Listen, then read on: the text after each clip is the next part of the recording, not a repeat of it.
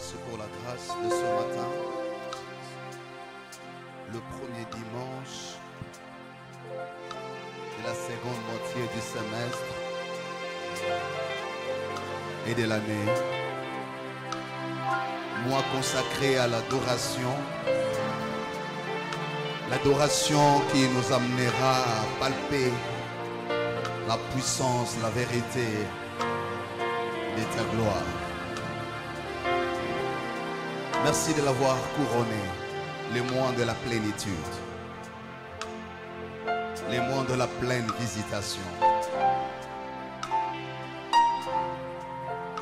Merci de préparer nos cœurs et nos esprits. Merci pour tout ce que tu feras tout au long de ces mois, le mois de juillet, après la caverne, après la chambre haute. Tu vas ajouter encore. Bénis ces moments, Seigneur, dans les noms glorieux de Jésus. Nous avons ainsi prié. Gloire et louange à toi, Seigneur Jésus. Nous acclamons le Seigneur. Gloire à Dieu. Gloire à Dieu. Voilà. Je nous invite rapidement à lire la parole de Dieu avant de s'asseoir. Je vais rapidement lire avec nous la parole de Dieu.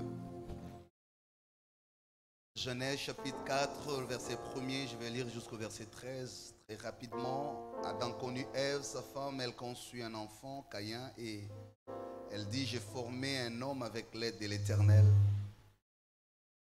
Elle enfanta encore un autre fils, frère de Caïn, et donc Abel.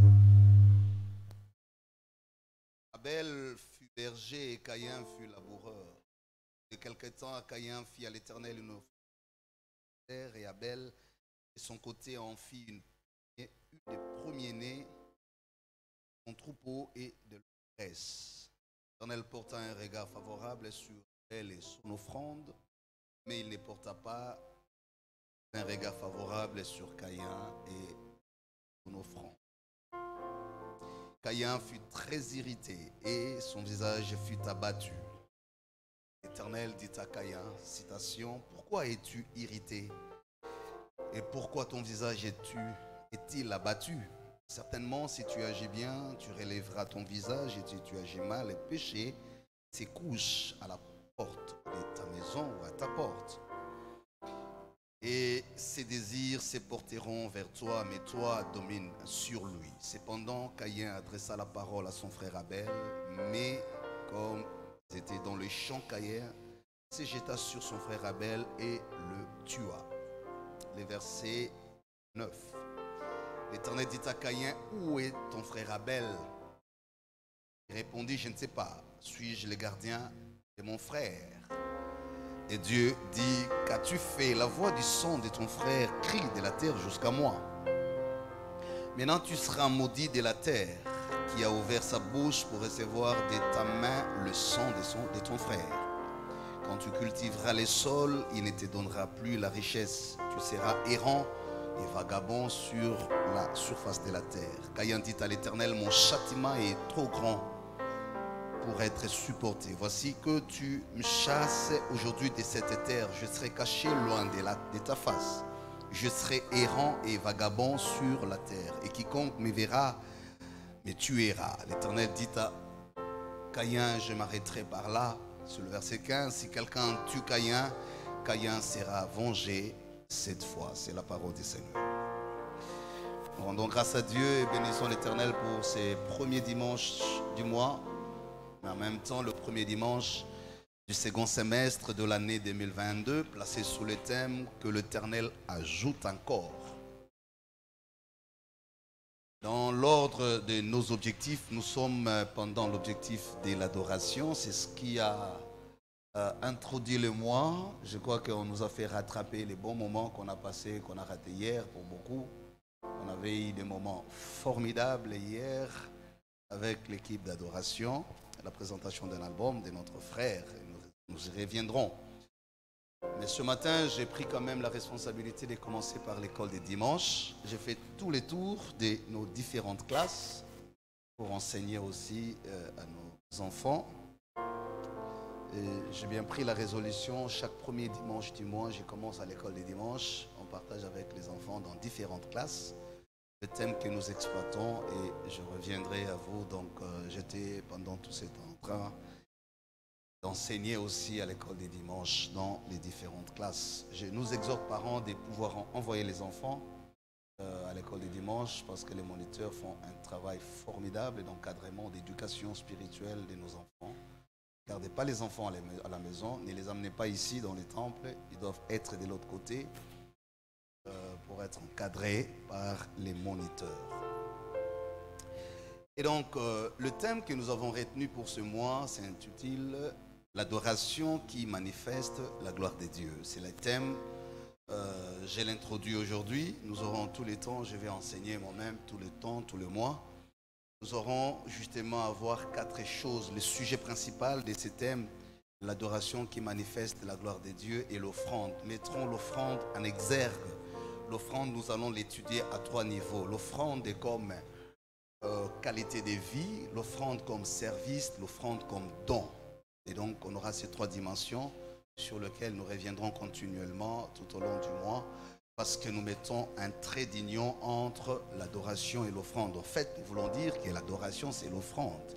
Mais cette offrande, nous ne la comprenons pas seulement comme l'argent que nous amenons. Non, l'offrande ici à 3 niveaux. L'offrande comme qualité de vie, l'offrande comme service, l'offrande comme don.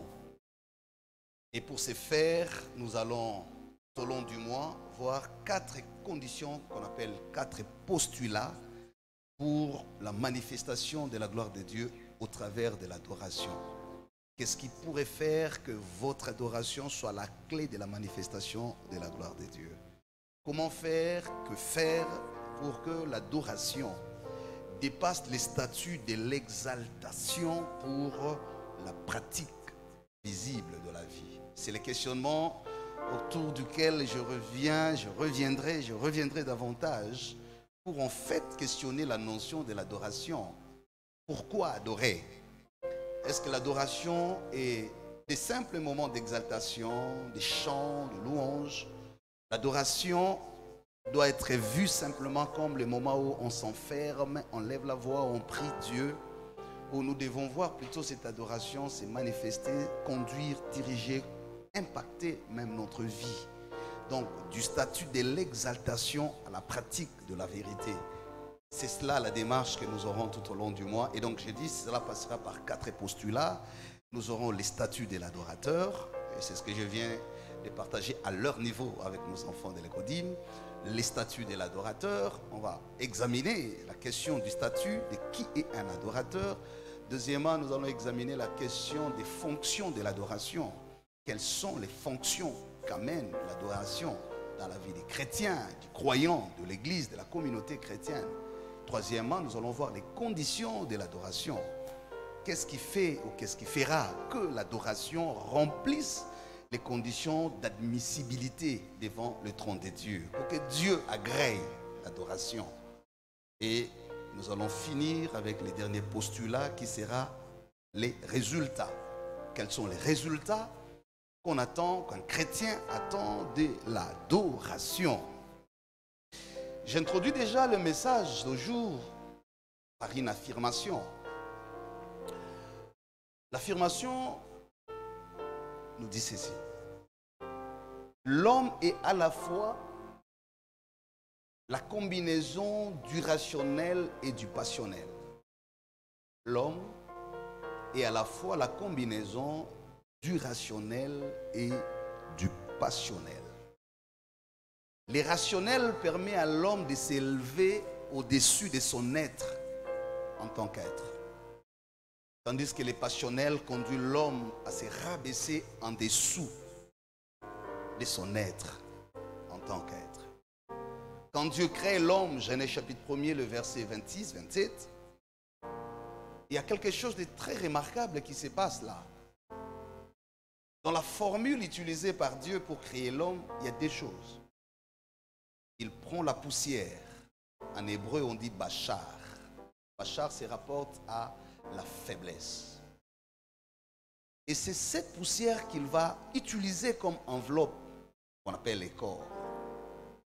Mais à l'intérieur du corps, la Bible dit, il met l'esprit. Et quand on nous parle de l'homme, on nous les présente à 3 niveaux. Corps, âme, esprit. Et il y a toujours ces débats sur le plan spirituel, biblique, ou même sur le plan scientifique, entre l'âme, l'esprit et les corps. Dans beaucoup de théories présentées par l'apôtre Paul dans différentes épîtres, il revient constamment sur la notion de la chair. Et il dit en Éphésiens, en Galates, en insistant sur la différence qu'on doit établir entre les corps et l'esprit.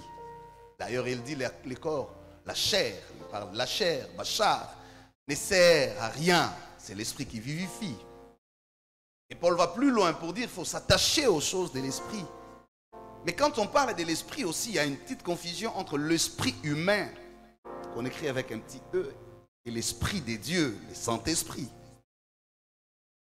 C'est pourquoi on l'appelle l'esprit des dieux, c'est-à-dire que ce n'est pas l'esprit de l'homme. Mais en dehors de l'esprit des dieux, comme le Saint-Esprit, il y a l'esprit de l'homme, qui est le siège du rationnel, le siège de l'intelligence. Et donc Dieu met en l'homme l'intelligence qu'on appelle le rationnel, mais il met aussi en l'homme le passionnel qu'on voit dans l'âme, le siège des émotions, des désirs. Et toute la bataille spirituelle se passe là. Le corps, en fait, n'est qu'un lieu d'exécution de la bataille entre l'esprit et l'âme. L'esprit, le siège de l'esprit, le siège de l'intelligence, du rationnel, permet à l'homme de comprendre son être à l'image de Dieu et à la ressemblance de Dieu, gestionnaire de la terre. Le rationnel permet à l'homme d'exercer le jugement, l'appréciation de ce qui est bon et de ce qui ne l'est pas. Savoir quoi faire et quoi ne pas faire. C'est l'esprit. Je ne parle pas de l'esprit de Dieu, l'esprit de l'homme, l'intelligence, la capacité de juger, d'apprécier, d'examiner. Et donc Dieu, quand il crée l'homme, il le crée avec un statut d'être supérieur aux autres êtres, l'être de la parole et de l'action. La parole comme le moyen d'exprimer les intentions et de communiquer les idées. Et Dieu permet que la parole soit aussi l'œuvre de la création, parce que quand il crée, il demande à l'homme de nommer les animaux, c'est-à-dire de contribuer à l'exercice de la création. Donc chaque être humain, je ne parle pas du chrétien, je parle de l'être humain, qui qu'il soit, est doté de cela, cette capacité d'intelligence, intelligence entendue comme la possibilité d'apprécier ou de juger, d'examiner, de dire telle chose est correcte, telle autre ne l'est pas. Acclamons le Seigneur. Gloire à Dieu. Mais à côté de cette capacité rationnelle qu'a l'homme, il y a aussi une autre dimension. La dimension du passionnel. La passion, l'émotion, le désir. La passion, le désir renvoie à tout ce qui exprime l'affectivité ou l'attachement à la chose.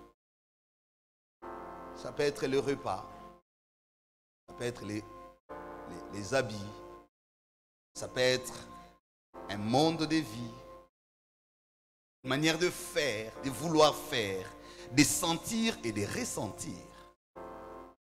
Toutes ces choses-là ne sont pas encore d'ordre spirituel. Il n'y a pas encore notion du péché dans ça.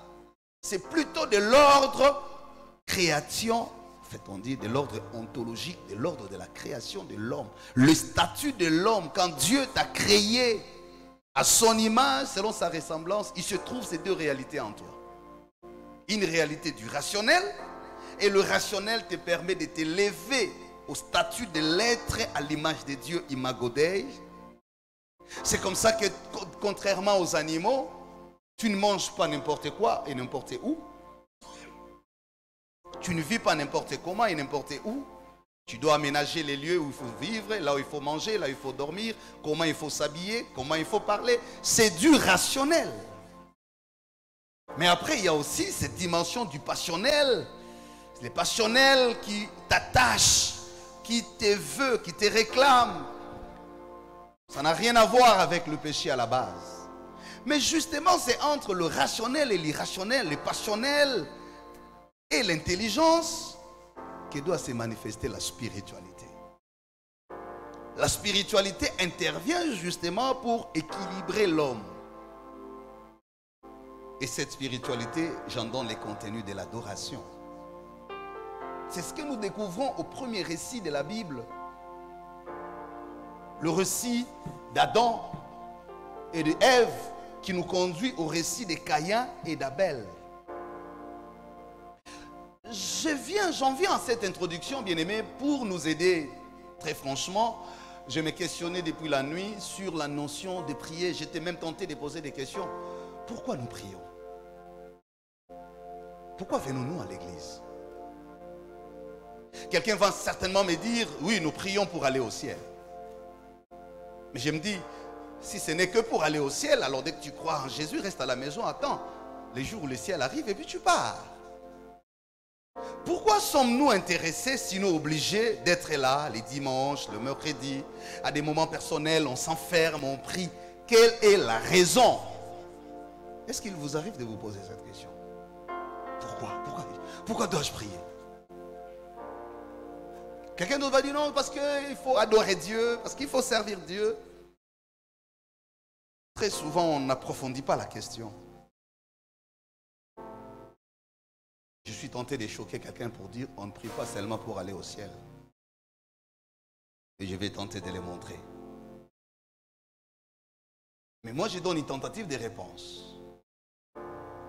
La raison ou l'objet fondamental de la foi, c'est de maintenir l'harmonie en l'homme avec lui-même, en l'homme avec les autres, en l'homme avec Dieu et en l'homme avec la nature. C'est ça la raison. Même quand vous lisez les lois de Dieu, le décalogue, il y a des lois que Dieu donne comme instruction à l'homme pour son propre bien-être. Il t'apprend comment tu dois faire pour être bien. En bonne santé, en équilibre mental, en équilibre pas. Pour toi, toi-même. Il ne faut pas penser que